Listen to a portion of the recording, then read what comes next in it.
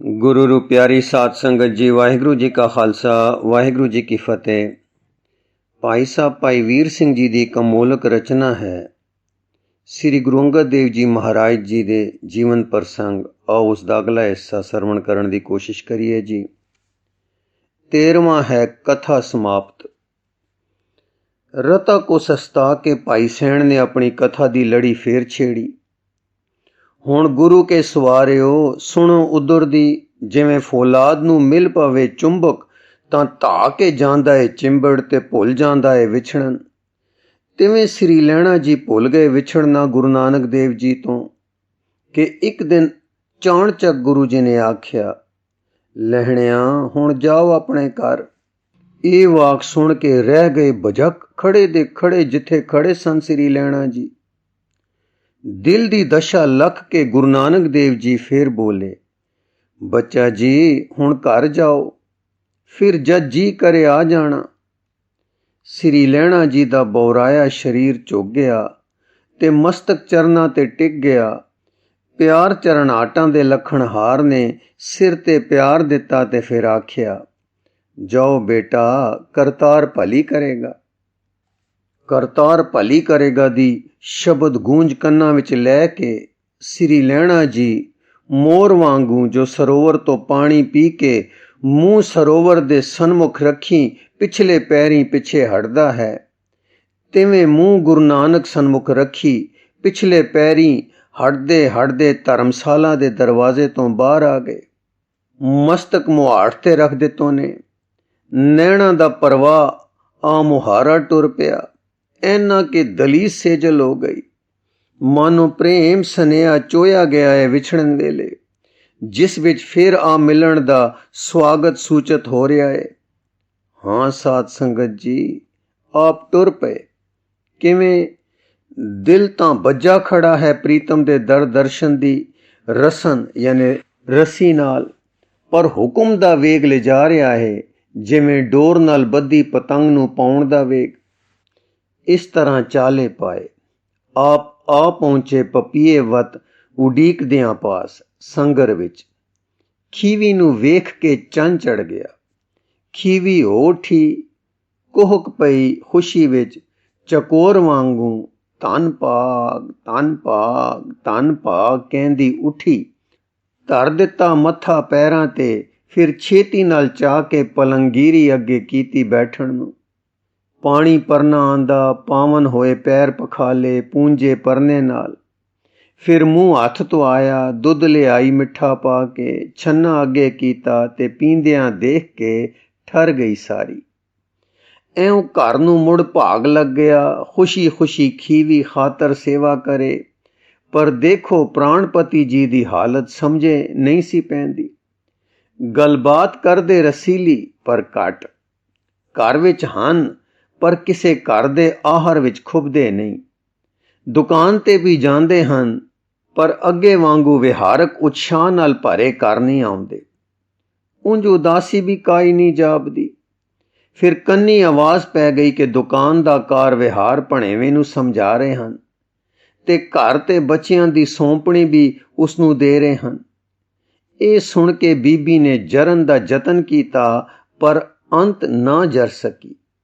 हथ जोड़ के एक दिन आखण लगी, सोने साईं जीओ, बेबे विराई ने मैनू समझाया सी कि तुसीं अपने साईं दे दरों दातां लै के घर आओगे, जोगियां वांगू घर छोड़ नहीं जाओगे, पर मैं सुन रही हां कि तुसीं दुकान ते घर छड्डण दे बानणू बन रहे हो। मेरे साईं जीओ, घर रह के जो कमाओ, जिवें माई आखदी सी करो, कन पाटियां वांगू टुर ना जाओ करो, जे जाओ तां लै चलो नाल, विछड़ के किंज ईसां। मैं तुसां जी दे तपां हठां विच रोड़ा ना अटकासां, तुसी तप करिया जे मैं भिख्या लियासां। बन्नी चल रहो तां कंद मूल कट्ठे करके जल लियावणा मेरा कम होसी। की करा मालक जी, मेरा प्यार मैनू विछड़न नहीं देंदा। श्री लैणा जी बोले, खीवी साईं ने नेकी दिती है, होर देवी मैं जोगी जंगम सन्यासी सरेवड़ा नहीं होया। ਮੈਂ ਪ੍ਰੇਮ ਹੱਥ ਵਿਕਾਨਾ ਹਾਂ। ਮੈਂ ਤਾਂ ਕਵਲ ਵਿੱਚ ਵਿੰਨੇ ਭਵਰੇ ਵਾਂਗੂ ਕਵਲ ਕਲਾਈ ਵਿੱਚੋਂ ਕਿੱਥੋਂ ਨਿਕਲਣਾ ਸੀ।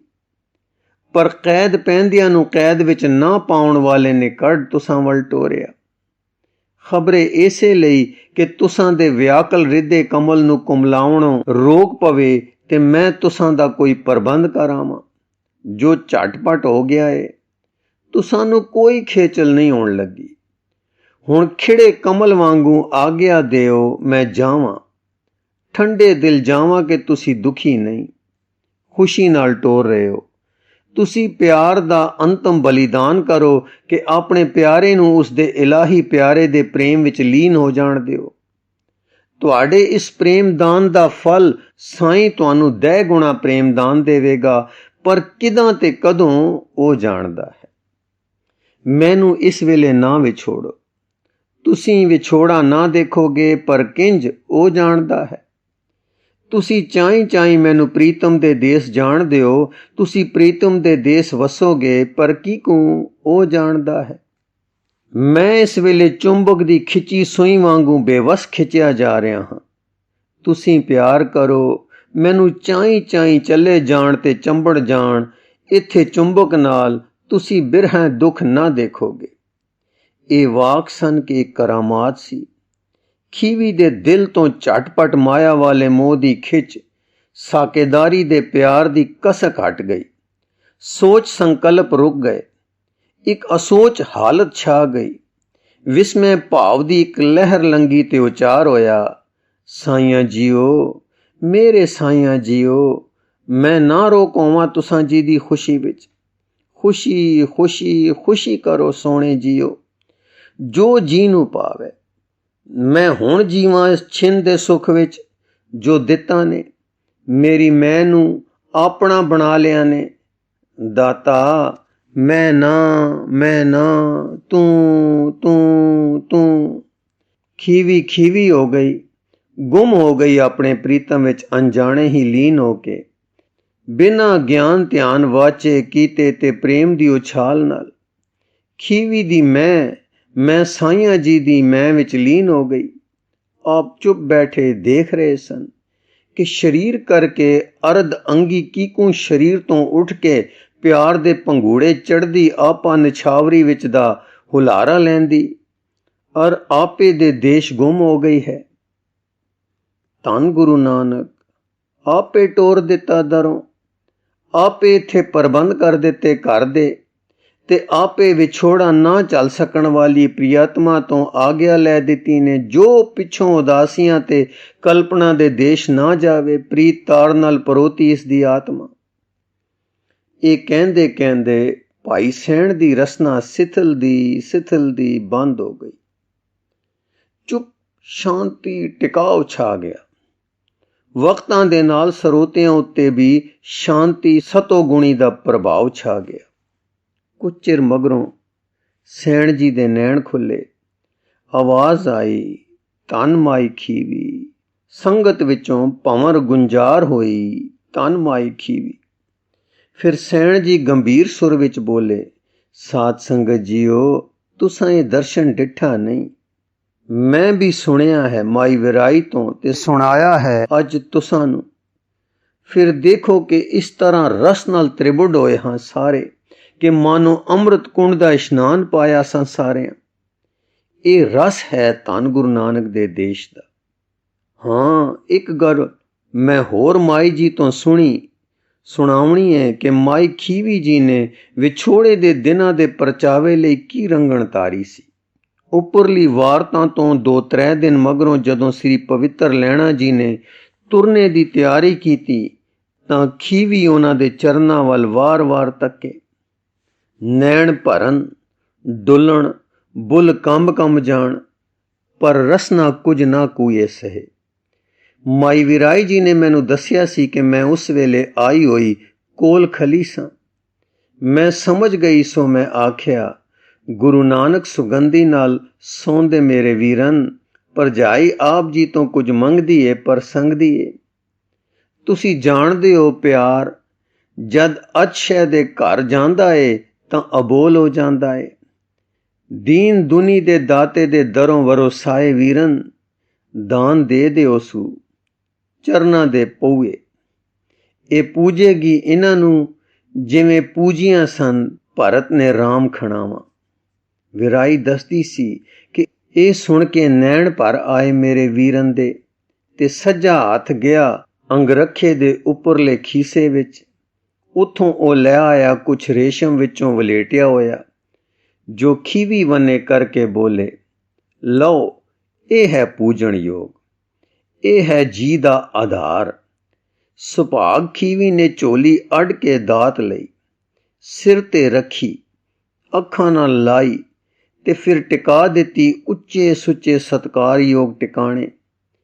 ਐਉਂ ਸ੍ਰੀ ਲਹਿਣਾ ਜੀ ਟੁਰ ਪਏ, ਸਭ ਦੀ ਪ੍ਰਸੰਨਤਾ ਵਿੱਚ, ਪਰ ਵੈਰਾਗਮਈ ਪ੍ਰਸੰਨਤਾ ਦੇ ਪ੍ਰਭਾਵ ਵਿੱਚ ਘਰੋਂ ਮਾਨੋ ਨਿਰਮਲ ਨੀਰ ਦੀ ਨਦੀ ਟੁਰ ਪਈ ਸ਼ਵਸਾਗਰ ਨੂੰ। ਸ੍ਰੀ ਪਰਮ ਪਾਵਨ ਲਹਿਣਾ ਜੀ ਉਹ ਟੁਰ ਪਏ ਧੰਨ ਗੁਰੂ ਨਾਨਕ ਦੇਵ ਜੀ ਦੀ ਪੁਨੀਤ ਕਰਨ ਹਾਰ ਚਰਨ ਸ਼ਰਨ। ਸੰਗਤ ਵਿੱਚੋਂ ਆਵਾਜ਼ ਆਈ, ਗੁਰਮੁਖ ਸੱਜਣ ਜੀਓ, ਉਹ ਦਾਤ ਜੋ ਮਾਤਾ ਖੀਵੀ ਜੀ ਨੂੰ ਪ੍ਰਾਪਤ ਸੀ ਕੀ ਸੀ?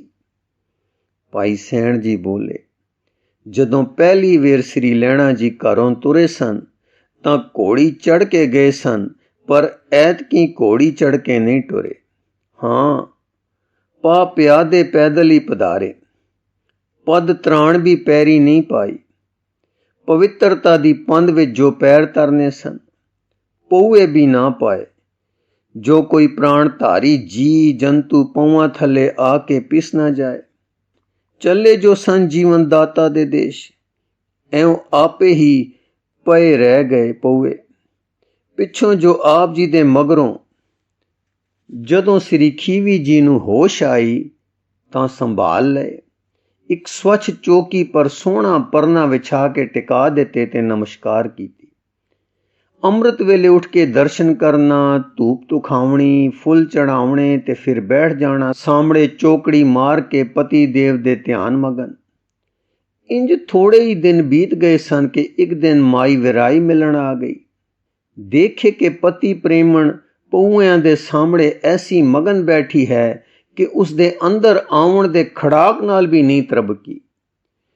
ਘੜੀ ਕੋ ਮਗਰੋਂ ਨੈਣ ਜਦ ਖੁੱਲੇ ਤਾਂ ਮਾਈ ਨੂੰ ਚੰਬੜ ਗਈ ਖੀਵੀ ਪਿਆਰ ਨਾਲ।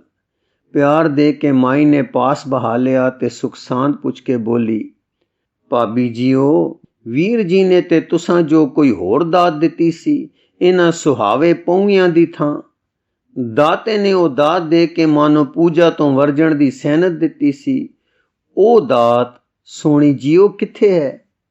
ਸੁੱਤੇ ਪਈ ਦੀ ਅੱਬੜ ਵਾਹੀ ਜਾ ਖੁੱਲਣ ਵਾਂਗੂ ਖੀਵੀ ਤਰਬਕ ਕੇ ਬੋਲੀ, ਭਲਾ ਹੋਵੇ ਬੇਬੇ, ਓਝਲੇ ਪੈ ਗਏ, ਨੈਣਾ ਨੂੰ ਸਜੋਲਾ ਆ ਦਿੱਤਾ ਈ। ਉੱਪਰ ਨੂੰ ਤੱਕ ਕੇ ਮੈਂ ਕਿੰਜ ਭੁੱਲ ਗਈ, ਮੈਂ ਕਿਉਂ ਭੁੱਲ ਗਈ, ਮਨਾ ਕਿਉਂ? ਸਿਰ ਫੇਰ ਕੇ ਦਾਤ ਮੰਗਣੀ ਸੌਖੀ, ਸੰਭਾਲਣੀ ਔਖੀ। ਭੁੱਲਣ ਹਾਰ, ਅਸੀਂ ਭੁੱਲਣ ਹਾਰ। ਫਿਰ ਬੇਬੇ ਵੱਲ ਤੱਕੀ, ਆ ਰਾਹੇ ਪਾਉਣ ਵਾਲੀਏ, ਪਾ ਭੁੱਲ ਹੱਥ ਵਿਕਾਣਿਆਂ ਨੂੰ ਰਸਤੇ। ਇਹ ਆਖ ਕੇ ਤਖਤ ਪੋਸ਼ ਉੱਤੇ ਇੱਕ ਚਾਦਰ ਵਿਛਾਈ, ਉੱਤੇ ਇੱਕ ਨਵੀਂ ਚੌਕੀ ਡਾਈ, ਉੱਪਰ ਵਿਛਾਇਆ ਇੱਕ ਨਵਾਂ ਰੇਸ਼ਮੀ ਕੱਪੜਾ ਤੇ ਦਾਤੇ ਦੀ ਦਾਤ ਟਿਕਾਈ ਲਿਆ ਕੇ ਉੱਤੇ। ਜਾਂ ਰੇਸ਼ਮ ਦਾ ਵਲੇਟ ਉਤਾਰਿਆ ਤਾਂ ਇੱਕ ਕਸ਼ਮੀਰੀ ਕਾਗਜ਼ਾਂ ਦੀ ਨਿੱਕੀ ਜਿਹੀ ਸੈਂਚੀ ਨਿਕਲੀ। ਮਸਾਂ ਪੱਤਰੇ ਵੀ 4-5 ਹੀ ਸਨ। ਵਿਚਾਲੇ ਅੱਖਰ ਤੇ ਦੁਆਲੇ ਰੰਗਦਾਰ ਲੀਕਾਂ ਸਨ। ਖੀਵੀ ਮਾਈ ਤਾਂ ਇਹ ਅੱਖਰ ਪੜ੍ਹੀ ਨਹੀਂ ਸੀ, ਪਛਾਣ ਨਾ ਸਕੀ, ਪਰ ਵਿਰਾਈ ਨੇ ਸਿਰ ਝੁਕਾਇਆ ਤੇ ਆਖਿਆ, ਬਾਣੀ, ਦਾਤਾ ਜੀ ਦੀ ਬਾਣੀ। ਖੀਵੀ ਨੇ ਵੀ ਮੱਥਾ ਟੇਕਿਆ ਤੇ ਬੋਲੀ, ਕੋਈ ਹੁਕਮ ਸੰਦੇਸ਼ਾ ਹੈ ਮੇਰੇ ਲਈ? ਕੀ ਅੱਖਰ ਨੇ ਤੇ ਕੀ ਇਹ ਵਿੱਚ ਆ ਗਿਆ? ਵਿਰਾਈ ਬੋਲੀ, ਬਾਣੀ ਇਹ ਧੁਰ ਦੀ ਉਚਾਰੀ ਹੋਈ ਸ੍ਰੀ ਗੁਰੂ ਨਾਨਕ ਦੇਵ ਜੀ ਦੀ, ਤੇ ਅੱਖਰ ਨੇ ਸ਼ਾਰਦਾ ਦੇ। ਮੇਰਾ ਵੀਰ, ਇਹ ਆਪਣੀ ਪਰਮ ਪਿਆਰੀ ਵਸਤੂ ਤੈਨੂੰ ਦੇ ਗਿਆ ਏ। ਰੋਜ਼ ਪਾਠ ਕਰਿਆ ਕਰ, ਵਿਚਾਰਿਆ ਕਰ, ਅਮਲ ਕਰਿਆ ਕਰ, ਜੋ ਤੂੰ ਘਰ ਬੈਠਿਆਂ ਉਹ ਸੁਖ ਮਾਣੇ ਜੋ ਵੀਰਨ ਚਰਨ ਸ਼ਰਨ ਜਾ ਕੇ ਮਾਣ ਰਿਹਾ ਹੈ। ਹਾਂ, ਇਹ ਪੂਜਣਯੋਗ ਬਾਣੀ ਧੁਰ ਕੀ ਬਾਣੀ ਵਾਲੇ ਦਾ ਰੂਪ ਹੁੰਦੀ ਏ, ਉਸ ਦਾ ਹਿਰਦਾ ਹੁੰਦੀ ਏ ਤੇ ਲੈ ਜਾਂਦੀ ਹੈ ਮਾਲਕ ਦੇ ਦੇਸ਼, ਉਸ ਦੇ ਹਿਰਦੇ ਸਥਲ ਵਿੱਚ। ਖੀਵੀ ਬੋਲੀ, ਬੇਬੇ ਮੈਂ ਤਾਂ ਪੜ੍ਹੀ ਨਾ, ਤੂੰ ਪੜ੍ਹੀ ਏ, ਸੁਣਾ ਮੈਨੂੰ। ਜੇ ਕੰਠ ਕਰਾ ਦੇਵੇਂ ਤਾਂ, ਜਾਂ ਮੈਂ ਪੜ੍ਹਾਂ ਕਿਵੇਂ। ਵਿਰਾਈ, ਠੀਕ ਏ, ਅੱਜ ਤਾਂ ਮੈਂ ਸੁਣਾ ਦੇਂਦੀਆਂ, ਜਦ ਕਦੇ ਆਸਾਂ ਸੁਣਾ ਜਾਇਆ ਕਰਸਾਂ। ਪਰ ਸੰਗਰ ਵਿੱਚ ਵਸਦਾ ਏ ਰੋਜਾ ਬ੍ਰਾਹਮਣ, ਉਹ ਸ਼ਾਰਦਾ ਦੇ ਅੱਖਰ ਜਾਣਦਾ ਏ। ਥੋੜੇ ਦਿਨ ਲਾ ਕੇ ਅੱਖਰ ਉਸ ਤੋਂ ਪੜ੍ਹ ਲਓ, ਘਰ ਆ ਕੇ ਪੜ੍ਹਾ ਜਾਇਆ ਕਰੂ। ਫਿਰ ਤੁਸੀਂ ਸੁੱਖਾਂ ਨਾਲ ਆਪ ਪਾਠ ਕਰ ਲਿਆ ਕਰਸੋ ਤੇ ਇਸ ਅੰਮ੍ਰਿਤ ਨੈਣ ਤੋਂ ਰੋਜ਼ ਤ੍ਰਿਪਤਿਆ ਕਰਸੋ। ਸੋ ਇਵੇਂ ਹੀ ਹੋਈ। ਮਾਤਾ ਖੀਵੀ ਜੀ ਇਧਰ ਸਾਈਂ ਦੇ ਰੰਗ ਰੰਗੀਣ ਲੱਗ ਪਏ, ਸਦਕਾ ਉਸ ਬਾਣੀ ਦਾ ਜੋ ਉਹਨਾਂ ਨੇ ਅੱਖਰ ਪੜ੍ਹ ਕੇ ਆਪ ਪੜ੍ਹਨੀ ਸਿੱਖ ਲਈ। ਹੁਣ ਉਧਰ ਦੀ ਸੁਣੋ। ਉਧਰ ਸ੍ਰੀ ਲਹਿਣਾ ਜੀ ਪਿਆਰ ਡੋਰ ਨਾਲ ਖਿਚੀਂਦੇ, ਲੂਣ ਦਾ ਇੱਕ ਚੱਟਾ ਗੰਢ ਵਿੱਚ ਬੰਨ ਕੇ ਸਿਰ ਉੱਪਰ ਚਾਈ ਸੰਨੇ ਸੰਨੇ ਕਰਤਾਰਪੁਰ ਜਾ ਪਹੁੰਚੇ ਤੇ ਸਿੱਧੇ ਡੇਰੇ ਨੂੰ ਗਏ। ਅੱਗੇ ਮਾਤਾ ਜੀ ਵਿਹੜੇ ਵਿੱਚ ਬੈਠੇ ਸਨ। ਆਪ ਜੀ ਨੇ ਸਿਰ ਚਾਈ ਗੰਢ ਚਰਨਾਂ ਵਿੱਚ ਲਾ ਧਰੀ ਤੇ ਮੱਥਾ ਟੇਕ ਕੇ ਪੁੱਛਿਆ, ਮਾਤਾ ਜੀਓ, ਸ੍ਰੀ ਗੁਰੂ ਜੀ ਕਿੱਥੇ ਹਨ? ਮਾਤਾ ਜੀ ਨੇ ਕਿਹਾ, ਕਾਕਾ ਧਾਣਾ ਦੀ ਨਦੀਣ ਕਰਾਉਣ ਗਏ ਹਨ। ਇਹ ਪਤਾ ਪਾ ਕੇ ਸ੍ਰੀ ਲਹਿਣਾ ਜੀ ਹੁਣ ਖੇਤਾਂ ਵਿੱਚ ਜਾ ਪਹੁੰਚੇ। ਦੂਰੋਂ ਹੀ ਦਰਸ਼ਨ ਕਰਦਿਆਂ ਦੇਹੀ ਵਿੱਚ ਪੁਲਕਾਵਲੀ ਹੋ ਆਈ, ਨੈਣ ਸੇਜਲ ਹੋ ਗਏ। ਪਾਸ ਪਹੁੰਚੇ ਤਾਂ ਬੇਬਲ ਹੋ ਕੇ ਪਦ ਪਦਮ ਨੂੰ ਲਿਪਟ ਗਏ। ਦਾਤੇ ਦਾ ਪਿਆਰ ਨਾਲ ਡੁੱਲ ਡੁੱਲ ਪੈ ਰਿਹਾ ਹੱਥ ਚਰਨਾਂ ਨਾਲ ਚਿਮਟੇ ਸੀਸ ਤੇ ਫਿਰਨ ਲੱਗਾ। ਕੁਝ ਚਿਰ ਮਗਰੋਂ ਆਪ ਨੇ ਹੱਥ ਦਾ ਆਸਰਾ ਦੇ ਕੇ ਸ੍ਰੀ ਲਹਿਣਾ ਜੀ ਦਾ ਸੀਸ ਉਚਵਾਇਆ ਤੇ ਪਾਸਵਾਰ ਬਹਾਲ ਲਿਆ। ਦੁਵੱਲੀ ਚੁੱਪ ਬੈਠਿਆਂ ਇਲਾਹੀ ਪ੍ਰੇਮ ਦਾ ਅਮੁੱਲ ਵਪਾਰ ਹੁੰਦਾ ਰਿਹਾ। ਫਿਰ ਸ੍ਰੀ ਲਹਿਣਾ ਜੀ ਉਹ ਆਗਿਆ ਲੈ ਕੇ ਨਦੀਣਾ ਕਰਨ ਲੱਗੇ, ਪਰ ਆਪ ਨੇ ਅੱਗੇ ਕਦੇ ਇਹ ਕਾਰ ਕੀਤੀ ਨਹੀਂ ਸੀ ਹੋਈ। ਘਾਸ ਕੱਟਣ ਤੇ ਨਾਲ ਧਾਨ ਵੀ ਉਖੜਾਵਣ। ਇਹ ਦੇਖ ਕੇ ਸਾਹਿਬ ਮੁਸਕਰਾਏ ਤੇ ਬੋਲੇ, ਪੁਰਖਾ ਇਹ ਛੱਡ ਦੇ, ਤੇਰੇ ਕਰਨ ਦਾ ਕੰਮ ਨਹੀਂ, ਤੂੰ ਤਾਂ ਬੂਟੇ ਲਾਉਣੇ ਹਨ, ਪੱਟਣੇ ਨਹੀਂ। ਕੁਝ ਚਿਰ ਮਗਰੋਂ ਜਦੋਂ ਸਾਹਿਬ ਡੇਰੇ ਨੂੰ ਚੱਲਣ ਲੱਗੇ ਤਾਂ ਸ੍ਰੀ ਲਹਿਣਾ ਜੀ ਨਦੀਣਾ ਵਿੱਚੋਂ ਨਿਕਲੇ ਘਾਹ ਦੀ ਪੰਡ ਚਾਹ ਕੇ ਨਾਲ ਟੁਰ ਪਏ। ਘਰ ਪਹੁੰਚ ਕੇ ਜਦ ਪੰਡ ਲਾ ਕੇ ਧਰੀ ਤਾਂ ਆਪ ਜੀ ਦੇ ਗਲ ਪਹਿਰੇ ਸੋਹਣੇ ਜਾਮੇ ਤੇ ਗਿੱਲੇ ਘਾਹ ਵਿੱਚੋਂ ਚਿਕੜਾਲੀਆਂ ਛਿੱਟਾਂ ਚੋ ਚੋ ਕੇ ਪਈਆਂ ਛਿੱਟਾਂ ਦਿਸ ਪਈਆਂ। ਮਾਤਾ ਜੀ ਬੋਲੇ, ਦੇਖੋ ਤਾਂ ਸਹੀ, ਇਸ ਭਲੇ ਮਨੁੱਖ ਦਾ ਸੋਹਣਾ ਜਾਮਾ ਚਿੱਕੜ ਦੀਆਂ ਛਿੱਟਾਂ ਨਾਲ ਮੈਲਾ ਹੋ ਗਿਆ ਏ। ਗਿੱਲੇ ਘਾਹ ਦੀ ਪੰਡ ਇਸ ਦੇ ਸਿਰ ਕਾਸ ਨੂੰ ਦੇਣੀ ਸੀ। ਤਦ ਸ੍ਰੀ ਗੁਰੂ ਜੀ ਬੋਲੇ, ਇਸ ਦੇ ਸਿਰ ਤੇ ਘਾਹ ਦੀ ਪੰਡ ਨਹੀਂ ਦਿੱਤੀ, ਦੀਨ ਦੁਨੀ ਦਾ ਛੱਤਰ ਦਿੱਤਾ ਹੈ। ਇਹ ਛਿੱਟਾਂ ਚਿੱਕੜ ਦੀਆਂ ਨਹੀਂ, ਕੇਸਰ ਤਰੋਂਕੇ ਹਨ। ਗੱਲ ਕੀ ਗੁਰੂ ਨਾਨਕ ਦੇ ਪਿਆਰਿਓ, ਸ੍ਰੀ ਲਹਿਣਾ ਜੀ ਹੁਣ ਕਰਤਾਰਪੁਰ ਗੁਰੂ ਚਰਨਾਂ ਵਿੱਚ ਟਿਕ ਗਏ। ਗੁਰੂ ਸੇਵਾ ਵਿੱਚ ਤਤਪਰ, ਆਗਿਆ ਪਾਲਣ ਵਿੱਚ ਤਿਆਰ ਬੜ ਤਿਆਰ। ਗੁਰੂ ਜਸ ਸਰਵਣ ਤੇ ਮਨਨ ਵਿੱਚ ਪ੍ਰੀਤਵਾਨ ਹੋ ਗਏ। ਨਾਮ ਇਸ ਤਰ੍ਹਾਂ ਫੁਰਿਆ ਕਿ ਮਾਨੋ ਅੰਦਰ ਨਾਪਾ ਸੀ ਨਪਿਆ ਕਸਤੂਰੀ ਦਾ, ਜੋ ਹੁਣ ਖੁੱਲ ਪਿਆ ਹੈ ਤੇ ਮੁਸ਼ਕਾਂ ਮਾਰਦਾ ਹੈ। ਮੈਂ ਸੇਵਾ ਕਰਦਾ ਹਾਂ, ਮੈਂ ਰਿਝਾਵਣਾ ਹੈ, ਸੇਵਾ ਮਾਰਗ ਕੇ ਨਾਮ ਸਾਧਨ ਹੈ। ਇਹ ਹਿਸਾਬ ਆਪ ਦੇ ਅੰਦਰ ਨਹੀਂ ਸਨ। ਗੁਰੂ ਪ੍ਰੇਮ ਵਿੱਚ ਲਿਵ ਸੀ ਆ ਮੁਹਾਰੀ, ਤੇ ਇਹੋ ਸੀ ਜੀਵਨ ਰਉ ਤੇ ਜੀਵਨ ਕਲਾ। ਹਰ ਸਮੇਂ ਪਿਆਰ ਵਿੱਚ ਭਿੱਜੇ ਆਗਿਆ ਪਾਲਣ ਵਿੱਚ ਤਤਪਰ ਹੋਏ ਰਹਿੰਦੇ ਸਨ। ਆਪ ਸਾਹਿਬਾਂ ਨੂੰ ਸਾਰੇ ਪਤੇ ਹਨ ਜੋ ਸੇਵਾ ਹੋਈਆਂ, ਜੋ ਪਰਤਾਵੇ ਹੋਏ ਤੇ ਜਿਵੇਂ ਮਿਹਰਾਂ ਦੇ ਮੀਂਹ ਵਸੇ। ਅੰਤ ਸ੍ਰੀ ਲਹਿਣਾ ਜੀ ਗੁਰੂ ਅੰਗਦ ਹੋ ਗਏ। ਗੁਰੂ ਨਾਨਕ ਦਾ ਰੂਪ, ਉਹ ਜੋਤ, ਉਹੀ ਸਰੀਰ, ਮਾਨੋ ਉਹ ਕਾਇਆ ਹੀ ਪਲਟੀ ਗਈ ਹੈ।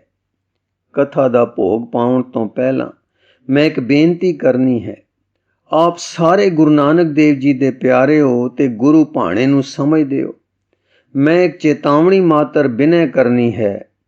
ਗੁਰੂ ਨਾਨਕ ਦੇਵ ਜੀ ਨੇ ਜੋ ਪਰਤਾਵੇ ਲਏ ਸੇ ਤੇ ਜਿਨ੍ਹਾਂ ਵਿੱਚ ਸ੍ਰੀ ਪਾਵਨ ਲਹਿਣਾ ਜੀ ਮੀਰੀ ਨਿਕਲਦੇ ਰਹੇ, ਉਹਨਾਂ ਨੂੰ ਇਹ ਨਾ ਸਮਝਿਆ ਜਾਵੇ ਕਿ ਗੁਰੂ ਜੀ ਪਰਖ ਕੇ ਆਪ ਇਹ ਗੱਲ ਸਮਝਣੀ ਚਾਹੁੰਦੇ ਸੇ ਕਿ ਕੌਣ ਗੱਦੀ ਦੇ ਲਾਇਕ ਹੈ। ਉਹਨਾਂ ਨੂੰ ਧੁਰ ਦੀ ਰਜ਼ਾ ਦਾ ਪਤਾ ਸੀ, ਤਦੇ ਪਹਿਲੇ ਦਿਨ ਹੀ ਆਖ ਦਿੱਤਾ ਸੀ, ਤੂੰ ਲੈਣਾ ਤੇ ਅਸਾਂ ਤੇਰਾ ਦੇਣਾ। ਫਿਰ ਜਾਮੇ ਤੇ ਛਿੱਟਾਂ ਚਿਕੜਾਲੀਆਂ ਪੈਣ ਵਾਲੇ ਦਿਨ ਕਿਹਾ ਸੀ, ਇਹ ਕੇਸਰ ਤਰੌਂਕੇ ਹਨ, ਪੰਡ ਦੀਨ ਦੁਨੀ ਦਾ ਛੱਤਰ ਹੈ। ਸੋ ਪਰਤਾਵਿਆਂ ਦਾ ਭਾਵ ਇਹ ਸੀ ਕਿ ਪੁੱਤਾਂ ਨੂੰ, ਪਰਿਵਾਰ ਨੂੰ, ਸਿੱਖਾਂ ਨੂੰ ਤੇ ਜਗਤ ਨੂੰ ਸਮਝੇ ਪੈ ਜਾਵੇ ਕਿ ਗੱਦੀ ਪੂਰੇ ਨੂੰ ਦਿੱਤੀ ਗਈ ਹੈ।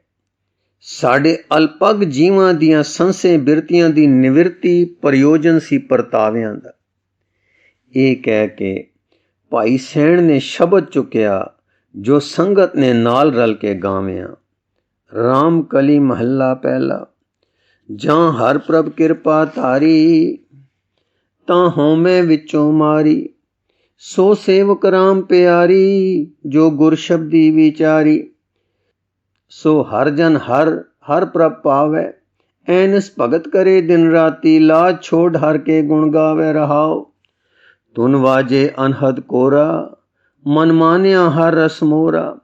ਗੁਰ ਪੂਰੇ ਸਚ ਸਮਾਇਆ, ਗੁਰ ਆਦ ਪੁਰਖ ਹਰ ਪਾਇਆ। ਸਭ ਨਾਦ ਵੇਦ ਗੁਰਬਾਣੀ, ਮਨ ਰਾਤਾ ਸਾਰੰਗ ਪਾਣੀ। ਤੈਂ ਤੀਰਥ ਵਰ ਤਪ ਸਾਰੇ, ਗੁਰ ਮਿਲਿਆ ਹਰ ਨਿਸਤਾਰੇ। ਜੈ ਆਪ ਗਿਆ ਪਉ ਭਾਗਾ, ਗੁਰ ਚਰਣੀ ਸੇਵਕ ਲਾਗਾ। ਗੁਰ ਸਤਗੁਰ ਭਰਮ ਚੁਕਾਇਆ, ਕਹੋ ਨਾਨਕ ਸ਼ਬਦ ਮਿਲਾਇਆ। 14ਵਾਂ ਹੈ ਗੁਰੂ ਦਰ ਪਹੁੰਚ। ਭਾਈ ਬੁੱਢੇ ਦੇ ਜੀਓ ਵਿੱਚ ਭਾਈ ਦੁਨੀ ਚੰਦ ਦੀ ਬੜੀ ਕਦਰ ਸੀ, ਜਿਸ ਨੇ ਗੁਰੂ ਨਾਨਕ ਦੇਵ ਜੀ ਦੇ ਬਚਨ ਹੁੰਦੇ ਸਾਰ ਲੱਖਾਂ ਦੀ ਜਾਇਦਾਦ ਗਰੀਬਾਂ ਨੂੰ ਵੰਡ ਦਿੱਤੀ ਤੇ ਘਰ ਨੂੰ ਧਰਮਸਾਲ ਬਣਾ ਕੇ ਗੁਰਮੁਖ ਹੋ ਸਾਧੂ ਬਿਰਤੀ ਧਾਰ ਕੇ ਜਗਤ ਉਧਾਰ ਦੇ ਕਾਰਜ ਵਿੱਚ ਜਨਮ ਸਫਲ ਕਰ ਰਿਹਾ ਸੀ। ਉਹ ਭਾਈ ਦੁਨੀ ਚੰਦ ਲਾਹੌਰ ਦੀ ਸੰਗਤ ਨੂੰ ਨਾਲ ਲੈ ਕੇ ਖਡੂਰ ਸ੍ਰੀ ਹਜ਼ੂਰ ਜੀ ਦੇ ਦੀਦਾਰ ਨੂੰ ਆ ਰਿਹਾ ਹੈ ਦੀ ਖਬਰ ਸੁਣ ਕੇ ਭਾਈ ਬੁੱਢਾ ਸੰਗਤ ਨੂੰ ਨਾਲ ਲੈ ਕੇ ਆਪ ਅੱਗੋਂ ਲੈਣ ਨੂੰ ਆਇਆ। ਖਡੂਰ ਤੋਂ ਥੋੜੀ ਵਾਟ ਤੇ ਦੋ ਪ੍ਰੇਮ ਭਰੀਆਂ ਸਤਸੰਗ ਨਦੀਆਂ ਦਾ ਸੰਗਮ ਹੋ ਗਿਆ ਤੇ ਦੋਵੇਂ ਸ਼ਬਦ ਪੜ੍ਹਦੇ ਖਡੂਰ ਨੂੰ ਤੁਰ ਪਏ।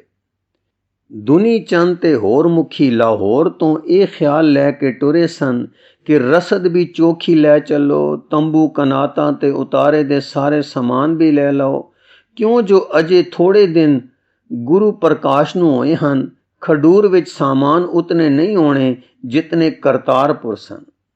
ਪਰ ਪਹੁੰਚ ਕੇ ਕੀ ਡਿਠੋ ਨੇ ਕਿ ਮੰਡਪ ਬਣਿਆ ਖੜਾ ਹੈ। ਸੋ ਪਹਿਲਾਂ ਉਸ ਮੰਡਪ ਅੰਦਰ ਗਏ ਜਿੱਥੇ ਗੁਰੂ ਕਾ ਸਿੰਘਾਸਨ ਸਜ ਰਿਹਾ ਸੀ ਤੇ ਜਿੱਥੇ ਸਵੇਰੇ ਦੀਵਾਨ ਲੱਗਦਾ ਸੀ। ਇਹ ਭਾਵੇਂ ਕੱਖਾਂ, ਕਾਨਿਆਂ, ਬਾਂਸਾਂ, ਸਿਰਕੀਆਂ ਦਾ ਸੀ, ਪਰ ਕਾਫੀ ਵੱਡਾ ਸੀ ਤੇ ਪ੍ਰਭਾਵ ਅੰਮ੍ਰਿਤਮਈ ਸੀ। ਸਿੰਘਾਸਨ ਉਹ ਸੀ ਜਿਸ ਦੀ ਬਾਬਤ ਗੁਰੂ ਨਾਨਕ ਦੇਵ ਜੀ ਨੇ ਗੁਰੂ ਅੰਗਦ ਦੇਵ ਜੀ ਨੂੰ ਗੱਦੀ ਦੇ ਕੇ ਆਖਿਆ ਸੀ ਕਿ ਮੇਰਾ ਸਿੰਘਾਸਨ ਮਾਈ ਵਿਰਾਈ ਦੇ ਘਰ ਪਿਆ ਹੈ, ਉਸ ਉੱਤੇ ਜਾ ਬੈਠਣ। ਇਸ ਵੇਲੇ ਭੋਗ ਪੈ ਚੁੱਕਾ ਸੀ। ਗੁਰੂ ਜੀ ਬਾਹਰ ਸਹਿਲੇ ਤੇ ਗਏ ਹੋਏ ਸਨ। ਸੰਗਤ ਸਿੰਘਾਸਨ ਨੂੰ ਨਮਸਕਾਰ ਕਰ ਉਹ ਦੁਆਲੇ ਪਰਿਵਾਰ ਪਾ ਕੇ ਬੈਠ ਗਈ ਤੇ 5 ਸ਼ਬਦ ਗਾਇਨ ਕੀਤੇ। ਇਸ ਵੇਲੇ ਭਾਈ ਦੁਨੀ ਚੰਦ ਨੇ ਭਾਈ ਸੈਣ ਵੱਲ ਤੱਕ ਕੇ ਕਿਹਾ, ਵੀਰਾ ਦੇਖ ਗੁਰੂ ਕੇ ਘਰ ਕਾਹਦੀ ਕਮੀ ਹੈ। ਕਮੀਆਂ ਸਾਡੇ ਵਿੱਚ ਵਸਦੀਆਂ ਹਨ। ਕਿਵੇਂ ਇੱਥੇ ਗੁਰੂ ਪ੍ਰਕਾਸ਼ ਹੁੰਦੇ ਹੀ ਚਹਿਲ ਪਹਿਲ ਹੋ ਗਈ। ਅਸੀਂ ਊਰੇ ਹਾਂ, ਹੇ ਗੁਰੂ ਨਾਨਕ ਤੂੰ ਪੂਰਾ। ਤੂੰ ਪੂਰਾ ਹਮ ਊਰੇ ਹੋਛੇ, ਤੂੰ ਗੌਰਾ ਹਮ ਹੌਰੇ। ਇਸ ਤਰ੍ਹਾਂ ਦੀਆਂ ਗੱਲਾਂ ਬਾਤਾਂ ਹੁੰਦਿਆਂ ਨੂੰ ਸ੍ਰੀ ਗੁਰੂ ਜੀ ਬਾਹਰੋਂ ਆ ਗਏ। ਸੰਗਤ ਆ ਪਹੁੰਚੀ। ਸੁਣ ਕੇ ਮੰਡਪ ਵਿੱਚ ਆ ਗਏ ਤੇ ਸਿੰਘਾਸਨ ਤੇ ਬਿਰਾਜ ਗਏ। ਪਹਿਲੋਂ ਤਾਂ ਸਾਰੀ ਸੰਗਤ ਨੇ ਮੱਥਾ ਟੇਕਿਆ। ਫਿਰ ਦੁਨੀ ਚੰਦ ਦੀ ਵਿਉਂਤ ਮੁਜਬ ਇੱਕ ਨੇ ਉੱਠ ਕੇ ਮੱਥਾ ਟੇਕਿਆ ਤੇ ਆਸ਼ੀਰਵਾਦ ਲਈ। ਭਾਈ ਸੈਣ ਸਾਰਿਆਂ ਦੇ ਨਾਮ ਤੇ ਕੋਈ ਗੱਲ ਬਿਨੈ ਕਰਦਾ ਗਿਆ। ਦੁਨੀ ਚੰਦ ਸਭ ਤੋਂ ਪਿੱਛੇ ਬੈਠਾ ਸੀ। ਹੁਣ ਅਖੀਰ ਤੇ ਆਪ ਆ ਕੇ ਚਰਨਾਂ ਨੂੰ ਲਿਪਟ ਗਿਆ। ਗੁਰੂ ਜੀ ਪਛਾਣਦੇ ਸਨ। ਚਰਨਾਂ ਨਾਲ ਲਿਪਟੇ ਪਿਆਰੇ ਦੀ ਪਿੱਠ ਤੇ ਹੱਥ ਫੇਰ ਕੇ ਆਖਣ ਲੱਗੇ, ਸਭ ਕੁਝ ਲੁਟਾ ਕੇ ਸ਼ਾਹ ਬਣਨ ਵਾਲੇ ਸਜਣਾ, ਤੂੰ ਹੈ ਪੂਰਾ ਸ਼ਾਹ। ਜਿਸ ਨੇ ਅਣਹੋਈ ਨੂੰ ਜੋ ਹੋਈ ਲੱਗਦੀ ਹੈ ਵਗਾ ਮਾਰਿਆ, ਤੇ ਉਹ ਜੋ ਹੈ, ਜੋ ਸਦਾ ਹੈ, ਪੂਰਨ ਹੈ, ਉਸ ਨੂੰ ਪ੍ਰਾਪਤ ਕਰ ਲਿਆ। ਪਾ ਕੇ ਫਿਰ ਖਿਸਕਣ ਨਹੀਂ ਦਿੱਤਾ। ਅੱਠੇ ਪੈਰ ਉਸ ਪੂਰੇ ਦੇ ਜੋ ਬੇਪਰਵਾਹ ਹੈ, ਪ੍ਰੇਮ ਵਿੱਚ ਆਪਣੇ ਆਪ ਨੂੰ ਪਾਈ ਰੱਖਿਆ, ਉਸ ਦੇ ਪ੍ਰੇਮ ਵਿੱਚ ਰੰਗਿਆ ਰਿਹਾ। ਅਸਮਾਨਾਂ ਵੱਲ ਤੱਕ ਕੇ ਤੇ ਸੋਹਣਾ ਸਵਾਦਲਾ ਲਮੇਰਾ ਸਵਾਸ ਲੈ ਕੇ ਉਸ ਅਥਾਹ ਦੇ ਦਰਸ਼ਨ ਦੀ ਸਿੱਖ ਵਿੱਚ ਤੇ ਉਸ ਦੇ ਰਸ ਦੀ ਪ੍ਰਾਪਤੀ ਦੀ ਲਹਿ ਵਿੱਚ ਲੱਗੇ ਹੋਏ ਵਿਰਲੇ ਹੀ ਹਨ, ਤੇ ਉਹ ਕਠਨਤਾ ਨਾਲ ਮਿਲਦੇ ਹਨ।